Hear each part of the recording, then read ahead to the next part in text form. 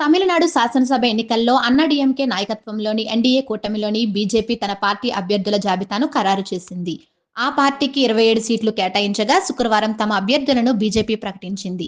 అయితే ఈ జాబితాలో బీజేపీ మాజీ అధ్యక్షుడు, మాజీ ఐపీఎస్ అన్నామలై పేరు లేకపోవడం గమనార్హం. ఇక తెలంగాణ మాజీ గవర్నర్ తమిళిసై, తమిళనాడు బీజేపీ అధ్యక్షుడు నాగేంద్రన్లతో పాటు కేంద్ర మంత్రికి బీజేపీ సీటు ఇచ్చింది. సీట్ల సర్దుబాటుపై మిత్రపక్షాలతో కొనసాగుతున్న చర్చలు, రాజకీయ వ్యూహాల నడుమ తమిళనాడు అసెంబ్లీ ఎన్నికల కోసం బీజేపీ తన అభ్యర్థుల జాబితాను శుక్రవారం ప్రకటించింది. న్యూఢిల్లీలోని ఆ పార్టీ ప్రధాన కార్యాలయం మొత్తం 27 మంది అభ్యర్థులతో కూడిన జాబితాను విడుదల చేయగా, సీట్లు దక్కించుకున్న వారిలో పలువురు ప్రముఖులు ఉన్నారు. రాష్ట్రంలో తమ ఉనికిని బలోపేతం చేసుకోవాలన్న బీజేపీ ఉద్దేశాన్ని ఇది సూచిస్తుంది. బీజేపీకి అన్నాడీఎంకే 27 సీట్లను కేటాయించిన సంగతి తెలిసిందే.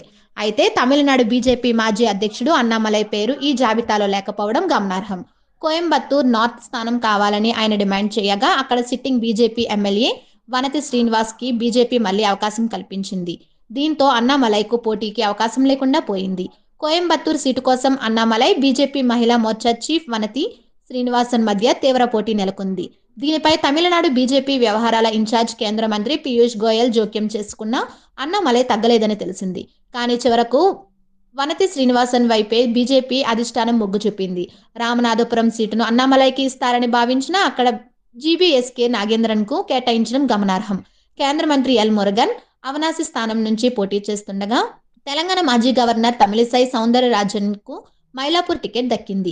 గత ఎన్నికల్లో ఆమె ఇక్కడి నుంచే పోటీ చేసి ఓటమి చవిచూశారు. తమిళనాడు బీజేపీ అధ్యక్షుడు నయనార్ నాగేంద్రన్ సత్తూరు నుంచి పోటీ చేస్తున్నారు.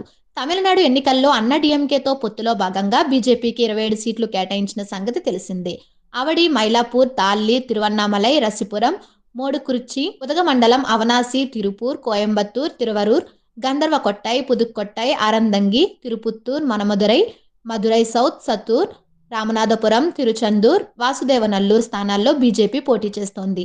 మొత్తం 234 స్థానాలున్న తమిళనాడులో ఏప్రిల్ 23న ఒక విడతలో పోలింగ్ జరగనుంది. బెంగాల్, కేరళ, అస్సాం రాష్ట్రాలతో కలిసి మే 4న ఓట్లను లెక్కించి ఫలితాలను వెల్లడిస్తారు.